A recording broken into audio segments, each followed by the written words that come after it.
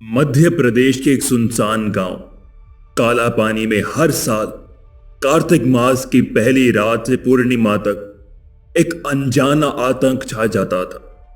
गांव की तालियां रात होते ही वीरान हो जाती थी और हर एक घर की दीवारों पर लाल रंग से लिखा एक मंत्र, रानी रात को मत बुला, लोगों के लिए जीवन रक्षक ढाल था।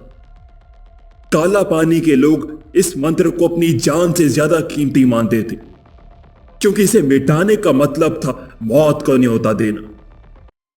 रानी कोई साधारण आत्मा नहीं थी, वो एक ऐसी शक्ति थी जो चांदनी रातों में पुरुषों को अपनी मधुर लेकिन भयावह आवाज से बुलाती थी। जो उसकी पुकार का जवाब देता वो फिर कभी नहीं लौटता। गांव में दबी जुबान से कहा जाता था कि रानी का बदला प्यार में मिले धोखे की आग से जल रहा था और उसकी क्रूरता हर साल और भयानक होती जा रही थी। वो कार्तिक मास की पहली रात थी।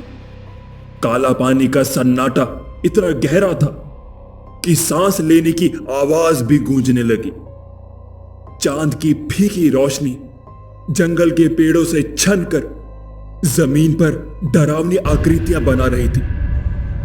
रवि अपने चाचा रामलाल के पुराने हवेली नुमा घर में रहता था। शहर की चकाचौंध में पला बड़ा रवि गांव की इन कहानियों को अंधविश्वास मानता था। उस रात वो अपने चचेरे भाई सोनू के साथ गांव के बाहर नदी किनारे एक चाय की टपरी पर देर तक बैठा था। सोनू, ये गांव वाले भी ना पता नहीं क्या बकवास करते रहते हैं। रानी कौन है? कोई भूतनी? और ये दीवारों पर लिखा रानी रात को मत बुला, क्या है ये? मैं तो कहता हूं ये सब डराने की साजिश है और कुछ नहीं। अरे रवि, तू नया है ना यहाँ, तुझे कुछ नहीं पता। पिछले साल मेरा दोस्त गोलू रात को बाहर गया था। उसने मजाक में अपने घर के दीवार पर लिखा मंत्र मिटा दिया। सुबह उसकी सिर्फ चप्पलें मिली, वो भी नदी किनारे, खून से लथपथ। चाहे जितना हंस ले, पर कुछ भी हो जाए रात को बाहर मत निकलना। खून से लथपथ चप्पलें? अरे कोई जंगली जानवर होगा। चल, मैं आज रात इस रानी को बुलाकर देखता हूं देखता हूं वो कितनी खतरनाक है। सोनू ने उसे रोकने की बहुत कोशिश की, लेकिन रवि की जिद के आगे वो हार गया। रात के करीब 12 बजे, जब पूरा गांव सो चुका था, रवि ने अपनी टॉर्च ली और नदी किनारे की पगडंडी पर चल पड़ा। उसने अपने चाचा के घर की दीवार पर लिखे मंत्र को देखा और हंसते हुए उसे मिट्टी से मल दिया। रानी आजा, दिखा मुझे अपनी ताकत देखो तो सही। उसकी आवाज गलियों में गूंजी और सन्नाटे में खो गई। अचानक हवा में ठंडी सिरहन दौड़ पड़ी। दूर से गहनों की छनक सुनाई दी, जैसे कोई औरत धीमे कदमों से चल रही हो। रवि, मेरे पास आ, मुझे दे। कौन है? सोनू, तू है ना? मजाक मत कर यार, बाहर आजा, बस भी कर। जवाब में एक भयानक हंसी गूंजी। रवि ने पीछे मुड़कर देखा और उसका दिल धक से रह गया।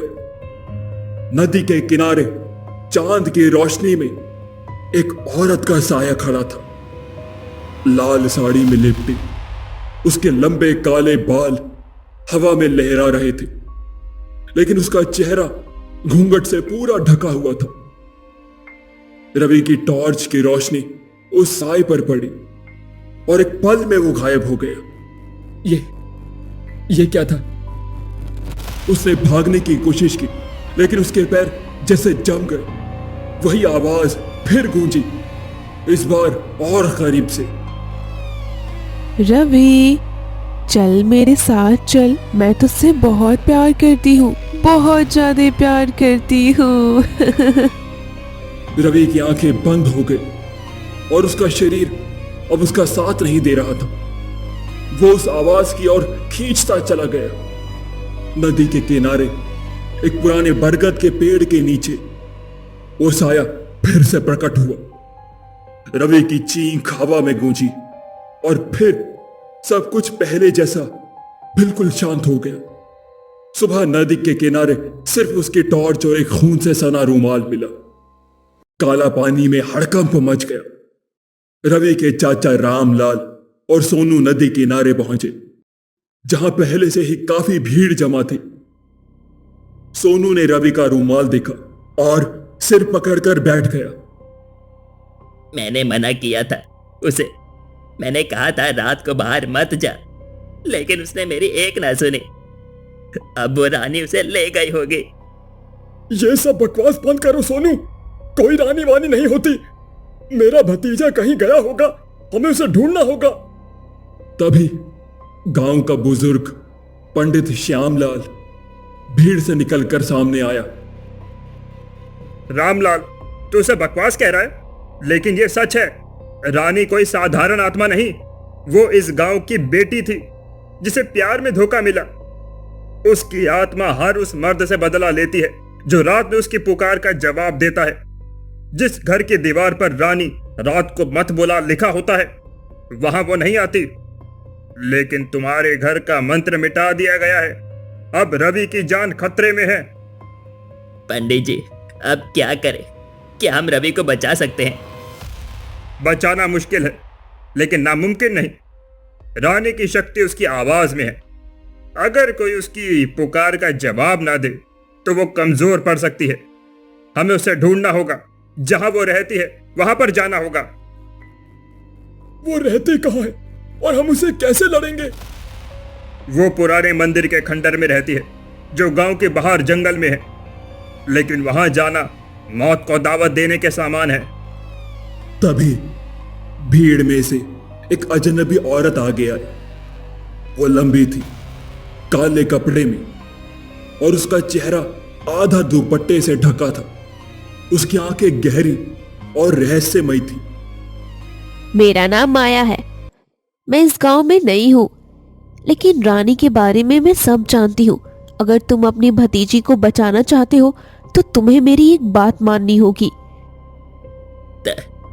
तुम कौन हो और हम तुम्हारी बात पर भरोसा क्यों करें? मैं वही हूँ जो रानी का अंत कर सकती है। मेरा उससे पुराना हिसाब है, लेकिन समय कम है। अगर रवि को बचाना है तो आज रात खंडहर मंदिर में चलना होगा। रामलाल और सोनू ने माया की बात मान ली। माया ने अपने बैग से एक पुराना जंग लगा खंजर निकाला, जिस पर अजीब से निशान उकरे हुए थे। रात के 2 बजे सोनू, रामलाल, पंडित श्यामलाल और माया जंगल के बीच बने खंडर मंदिर की ओर बढ़े। मंदिर की दीवारें टूटी फूटी थी और बरगद की जड़ें चारों ओर फैली थी। मंदिर के अंदर एक पुराना शिवलिंग था, जिसके पास खून के धब्बे बिखरे थे। पंडित जी, मुझे यहाँ कुछ ठीक नहीं लग रहा। ऐसा लग रहा है जैसे कोई हमें देख रहा है। हिम्मत रखो सोनू, रानी यहीं कहीं है। उसकी पुकार का जवाब मत देना, चाहे वो कितनी भी मधुर आवाज में बुलाए। तभी मंदिर के अंदर से एक मधुर गीत गूंजा। ये इतना सुरीला था कि सोनू और रामलाल एक पल के लिए रुक गए। ये वही आवाज है। माया, आप क्या करें? कान बंद करो, उसकी बात सुनो, गंगा जल छिड़को और मंत्र पढ़ो। तीनों ने अपने कान बंद किए और पंडित ने मंत्र पढ़ना शुरू कर दिया। तभी मंदिर के अंदर एक काला साया प्रकट हुआ। यह रानी थी, लाल साड़ी में, चेहरा घूंघट में छिपा और उसकी आंखें चमक रही थी। वो हवा में तैरती हुई उनके करीब आती है। तुमने मुझे बुलाया और मैं तुम्हारे पास चली आई। रानी ने अपनी उंगलियां उठाई और मंदिर की दीवारें कांपने लगी। माया ने खंजर उठाया और रानी की साड़ी की और निशाना साधा, लेकिन रानी ने एक झटके में माया को हवा में उछाल दिया। उसके धागे को काटो, वो उसकी शक्ति है। पंडित ने गंगा जल छिड़का और रानी एक पल के लिए पीछे हट गई। सोनू की नजर मंदिर के एक कोने में, जहां रवि एक तहखाने में बंधा हुआ तड़प रहा था। उसका चेहरा पीला पड़ चुका था और उसकी आंखें खाली थी, जैसे वो किसी सम्मोहन में हो। रवि, वहां है, हमें उसे बचाना होगा। रानी ने सोनू की ओर देखा और उसकी आंखों से काली धुंध निकल रही थी। वो धुंध सोनू के चारों ओर लिपटने लगी। रामलाल ने हिम्मत जुटाई और गंगा जल की शीशी रानी पर फेंक दी। रानी चीखी और धुंध गायब हो गई। मंदिर में तनाव के बीच माया ने रानी की कहानी सुनानी शुरू कर दी, ताकि सभी उसकी शक्ति को समझ सके। 50 साल पहले रानी इस गांव की सबसे खूबसूरत और मासूम लड़की थी। वो एक गरीब परिवार से थी, लेकिन उसका दिल सोने का था। उसका प्रेमी श्याम गांव के जमींदार का बेटा था। दोनों की शादी तय हुई, लेकिन जमींदार को यह रिश्ता मंजूर नहीं था। उसने रानी को बदनाम करने की साजिश रची। शादी की रात जमींदार के गुंडों ने श्याम को मार डाला और रानी को इस मंदिर में बंद कर दिया और जिंदा जला दिया। जलने से पहले रानी ने अपनी साड़ी के किनारे में एक लाल धागा बांध लिया और कसम खाई वो हर उस मर्द से बदला लेगी जो प्यार में धोखा देता है या उसकी पुकार का जवाब देता है। उस धागे में उसकी सारी शक्ति बंधी है। लेकिन रवि ने तो कोई धोखा नहीं दिया, उसे क्यों सजा दे रही है वो? रानी का गुस्सा अब अंधा हो चुका है। उसे सिर्फ बदला चाहिए, चाहे कोई बेगुनाह हो या फिर गुनहगार। तभी रानी का साया फिर से प्रकट हुआ। तुम मेरे बदले को नहीं रोक सकते। रवि मेरा है और तुम सब भी मेरे हो। रानी ने मंदिर का दरवाजा बंद कर दिया।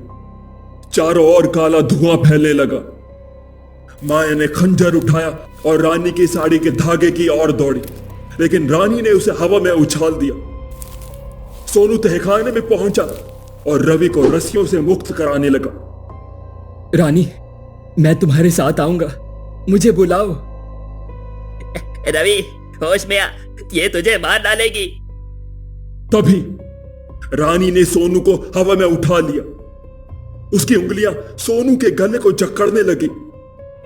पंडित ने मंत्र पढ़ना तेज किया और एक अभिमंत्रित त्रिशूल रानी की ओर फेंका। त्रिशूल रानी की साड़ी में जा लगा और वो चीखी